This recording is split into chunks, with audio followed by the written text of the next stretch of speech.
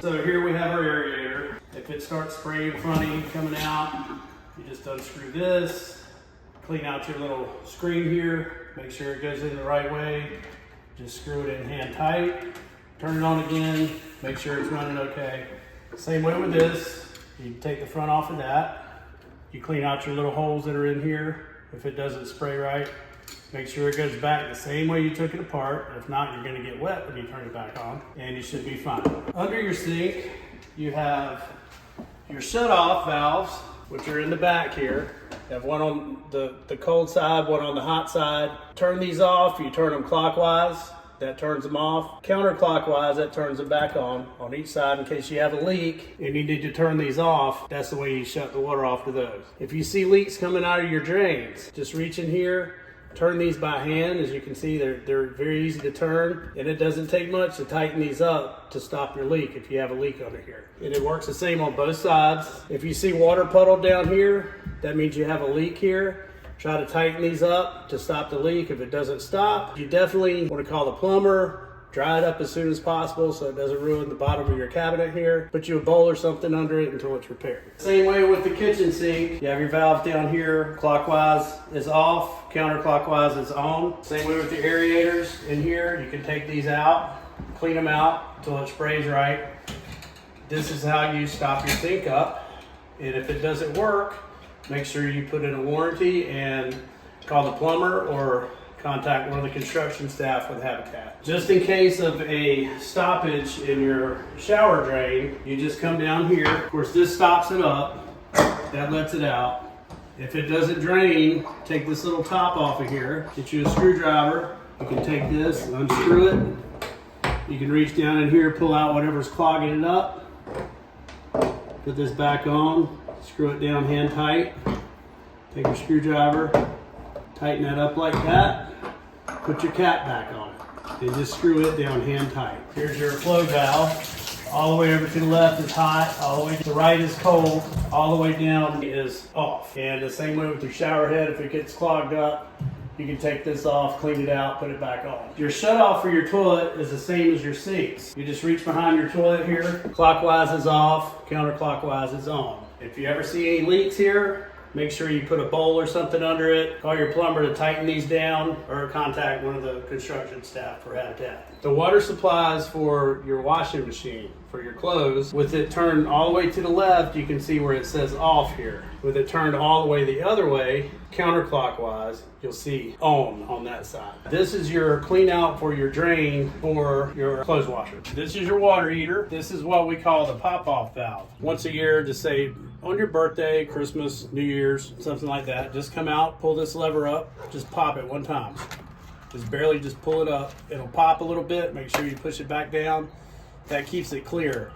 This is what releases pressure in case your water heater gets too much pressure in it. It can release the pressure through here, and the pressure comes out through the back and drains into the pan here. Maintenance to drain your water heater: take your garden hose, hook it here, take you a screwdriver, open this up, run the hose in the yard, let it flush for a good 5 minutes, 10 minutes, turn it back off, disconnect your hose, and do that about once every couple of years. This is your shut off for your water heater. With it in line with the pipe is on. With it turned all the way crossways, that's off. This is mainly for maintenance on the water heater. In case they have to come in and change this or work on it, they can turn the water off, drain it, and then later on they can turn it back on. There shouldn't be much need to turn this on and off unless it's by the plumber. This is your disconnect. This is mainly for your plumber to turn the power off to do maintenance on your water heater. There's a little pull-out switch here. He'll pull that out to turn the power off. When he's ready to turn it back on, he'll push that back in. So there shouldn't be any reason normally to use that by the homeowner. It's just for the plumber for maintenance. Your exterior faucets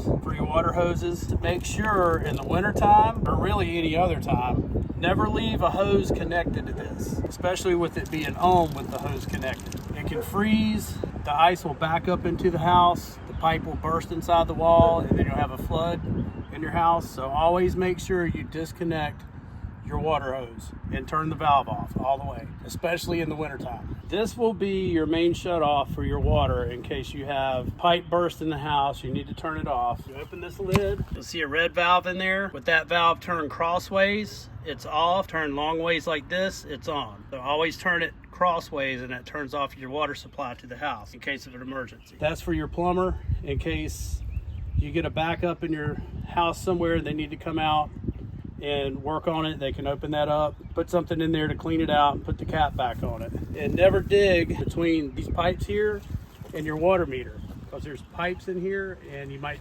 hit one of those and damage one of the lines. This is another sewer clean out right here. This is mainly for the city to come in case there's a problem between here and the street. Here is your main water meter. You open this up, you'll see this meter in here. This right here, you can turn this in case your main water does not shut off at the house. You just turn that until it's in line, that's on, and turn this way is off. And there's also another red valve down in here with the red handle. Turn it all the way clockwise and that will turn it off. All the way counterclockwise will be back on. Your outlets in your home for your electrical, you have up above your sink here, you have an outlet on each side, and you have an outlet over here, and you have a GFI outlet here. This is in case of shock hazard. This will shut your circuit off. This GFI controls this side. This GFI over here controls this side of your countertops. The light is green, that means it's working. If it's off, that means it's not working. So there's a button here, it says reset. Push that button in, it'll turn green again. That means it'll work. So in case any of these outlets go out, that's what's probably going to cause them not to work if that light's not on. You'll have a switch here that may not control anything, but that is for your garbage disposal in your sink. If you have one installed, this switch will work that garbage disposal. Don't call someone and say I have a switch that doesn't work, but that's what it's for. You have a GFI here. If it's off, that means that your other bathroom outlet will not work. They are connected together. If that was not working, you just come in here and you push it, you reset it, it'll come back on, and they'll both work again. So this one controls both bathrooms. Just in case they're not working for some reason, your light's not working in here, check your breaker panel, which we'll go through in a minute. I'll show you the circuits, how to turn them on and off, how to operate those correctly. You have a GFI for your washing machine. Again, if you see a red light there or don't see a light at all, that means that this is tripped. You just come up here and reset it. If it doesn't set back, call your electrician or let the Habitat construction staff know about it and we'll get it repaired for you. Here's your main breaker panel. Right up under the bottom right-hand edge, there's a little lever. You push this or pull it, let the lid come down, it'll open. This is your main power for the whole house.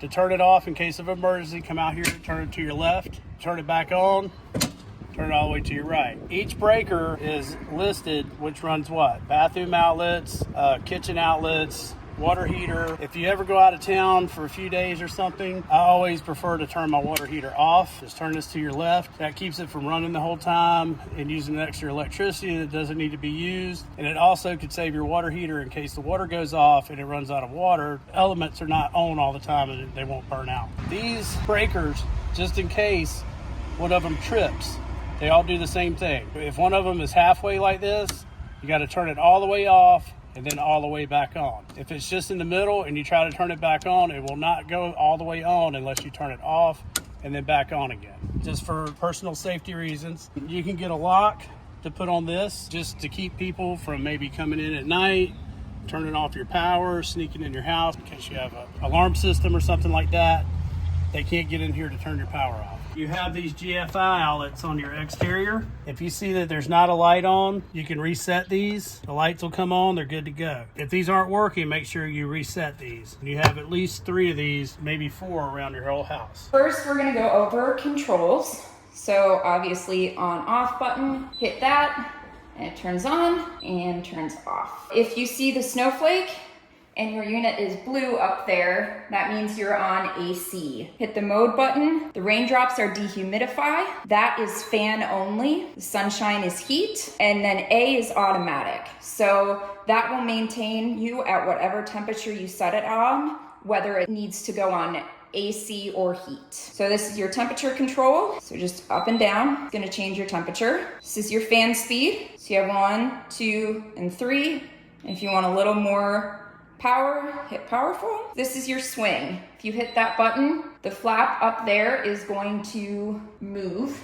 Quiet just makes it run more quietly at night. You can set a sleep timer, and this button just turns your light on. So these blue filters, these are HEPA filters. So you'll unpop this guy, and here are your filters. So these blue guys are gonna fit in to the little slots here. And then these filters are washable. So you can take them over to your sink,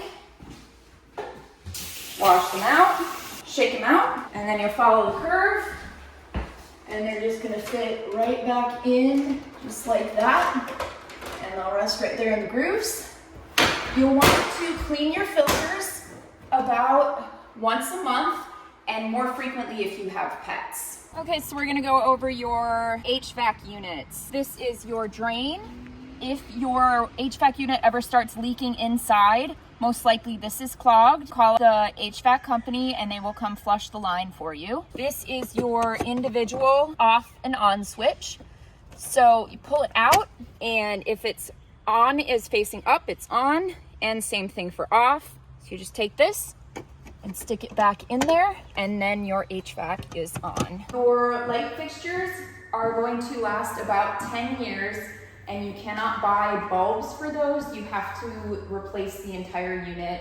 They are very easy to replace. You can call an electrician or a handyman and they can come. So this is your pass-through fan. It is going to take air from your living room kitchen and put it into that bedroom. It is running all the time, but there is a switch in the bedroom that you can kick it into high gear. This is where it's going to come out in your bedroom. In your main rooms, you have a laminate flooring. Most important thing, you do not want to get these floors super wet. If you do, your floors are going to start bubbling. If you leave it for extended periods of time, it will rot your subfloor. The best way to clean them is going to be with a Swiffer sweeper or wet jet. It really doesn't take much more to clean it than that.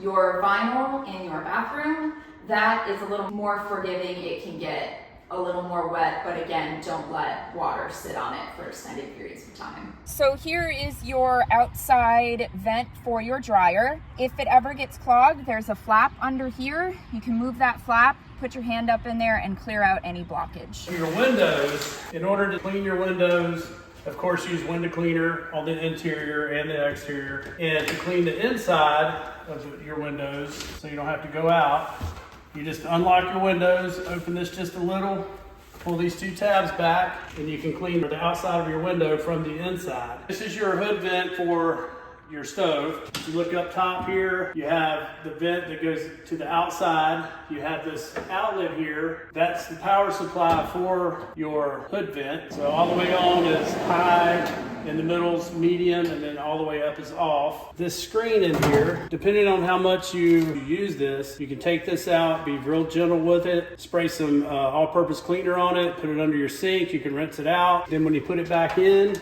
just put it back up in here, and it should snap right back into place. The light bulb, if you have to change it, make sure it's off. Push on it, turn it, and it comes right out. When you put the new one in, push it up, turn it, and it locks back in. As I said before, you have this outlet here in case you want to take this off and put an above stove microwave in. You can run your wire up and plug it in up here. For porches, you can pressure wash these boards if they start turning brown. The older this wood gets, it shrinks and the nails start coming up a little bit. So if you see one sticking up, just take you a hammer, beat it back down. Sooner or later, they'll stop coming up. If you get one that's really bad, if you get one of the boards that's curled up, you might have to replace it, put it in as a warranty if you need to, and we can send someone out to fix it. Porches can be painted, but I would suggest do not paint. It would be better off if you stain these porches. It keeps the water out and keeps your wood from rotting. If you try to paint it, it actually seals the water in. So you can actually use a weather seal, put it in a pump sprayer, spray it on, let it soak in. For your general exterior cleaning, you might want to get a pump sprayer like this one,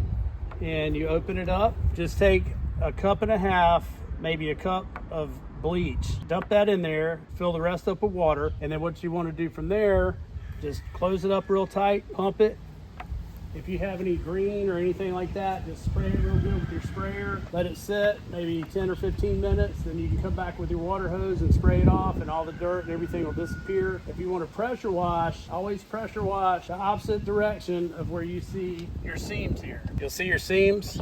Don't spray water behind these because it'll get water behind your vinyl siding and you'll get mold behind it, and it could possibly rot out your plywood that's on the side of the house. So always spray the water away from the seams. With your roof, your general exterior, after a bad storm or bad winds or anything like a hurricane, always come out and check to see if any of your roofing is loose. If it is, you're gonna have a leak in the house, and you'll have a leak that comes into the ceiling. You're gonna have to have repairs done on that. So always inform someone if there's any shingles or anything missing after a storm, just to make sure we can get it fixed before any further damage happens.